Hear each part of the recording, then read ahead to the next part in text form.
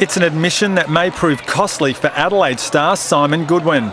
The Crows midfielder confessing to club officials he has bet on AFL matches, which places him at the centre of a league gambling probe. Adelaide releasing a statement this afternoon confirming Goodwin is one of the players currently being investigated, but stressed he did not bet on Crows games. For the first time in its history, the AFL is poised to enforce its strict anti-gambling policy after launching an investigation into 4 players who have bet on AFL matches.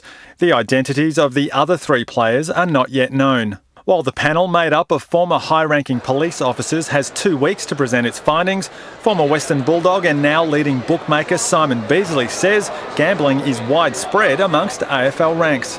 Well, I'm really surprised that, players would sort of set up accounts in their own name. It's very difficult stopping it, mind you. Everyone's got mums and dads and brothers and sisters, but really surprised that players would do it in their own name. If found guilty of betting on an AFL match, a player faces fines of up to $100,000 and an indefinite ban on playing or even attending games.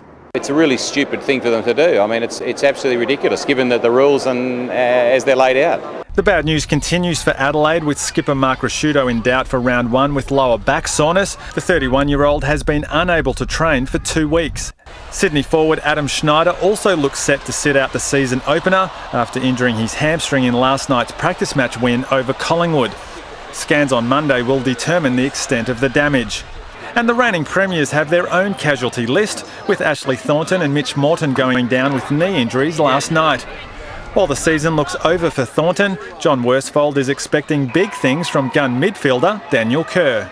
We haven't seen the best of him in terms of consistency yet, so he's a player who at stages last year with his form people were saying was our most important player.